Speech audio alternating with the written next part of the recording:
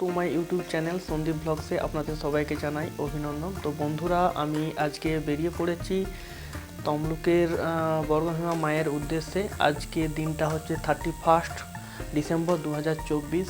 তো আর কয়েক ঘন্টা পরেই শুরু হয়ে যাবে 2025 সাল, নতুন বছর। তো নতুন বছরের সবাইকে জানাই হ্যাপি নিউ ইয়ার 2025। তো আশা করি সবাইয়ের নতুন বছরে ভালো কাটবে এবং কাটুক, এই মায়ের কাছে প্রার্থনা করব। তো ভিডিওটি স্কিপ না করে দেখতে থাকুন আমার এই ব্লগসে। ফাইনালি আমি চলে এসেছি বর্গভীমা মন্দিরে। তো দেখতেই পাচ্ছেন আমি এবার পুজোর সামগ্রী এখান থেকে নিয়ে মন্দিরের উদ্দেশ্যে আমি উঠছি।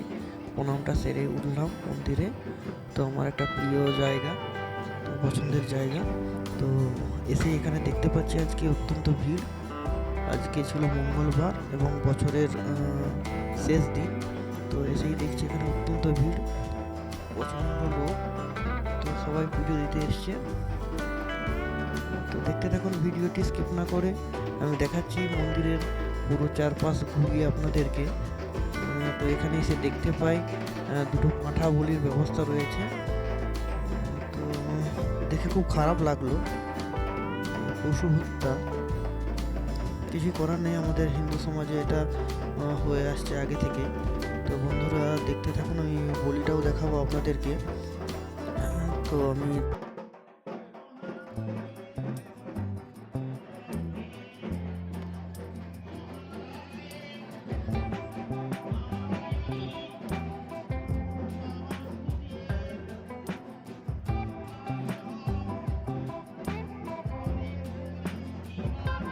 এখানে পাঁঠাকে বলি দেওয়ার জন্য পাঁঠাকে পূজা করা হচ্ছে। দেখুন এ সাইডে অঞ্জলি দেওয়ার কাজ চলছে মন্দিরে। যারা অঞ্জলি দিচ্ছে তারা এখানে দাঁড়িয়ে রয়েছে, অঞ্জলির কাজ চলছে। আমি জুম করে একটু প্রতিমাকে দেখানোর চেষ্টা করলাম, কিন্তু সেরকম হয়ে উঠলো না। তো যাই হোক, বাকি পোস্টারগুলো দেখাচ্ছি আপনাদেরকে। মন্দিরের প্রবেশ পথ,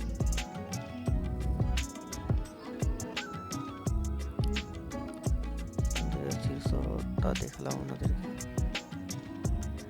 মন্দিরের এটা পেছন সাইড, এখানে সমস্ত দর্শনার্থীরা বসে থাকে, বিশ্রামাগার বললেই চলে। মন্দিরের ওপরেই পুজো দেওয়ার সামগ্রী এবং দেবী প্রতিমার বহু রকমের ছবি। এদিকটা মন্দিরের লেফট সাইড রয়েছে, এটা বাহিরের পথ মন্দিরের।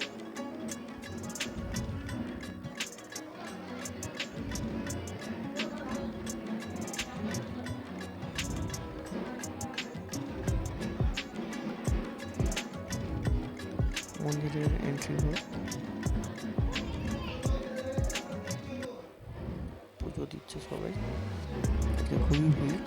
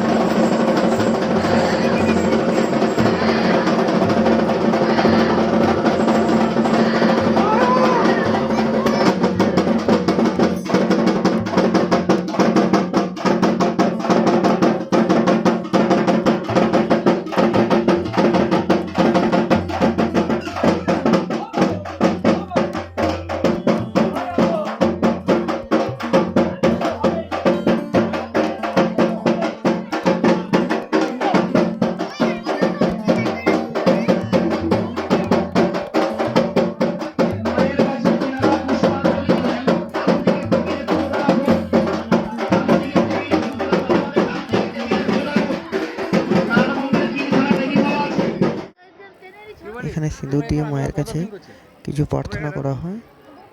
তো আপনারাও এভাবে আসতে পারেন বর্গভীমা মন্দিরে। শনিবার অথবা মঙ্গলবার এলে এখানে ভক্তদের ভিড় একটু বেশি হয়, তো বাকি দিনগুলোতে সেরকম হয় না। তো যাই হোক, আমি আমার ব্লগসে দেখালাম আপনাদেরকে পুরো বর্গভীমার ভিডিও। এরপর আমার বাড়ি যাওয়ার পালা।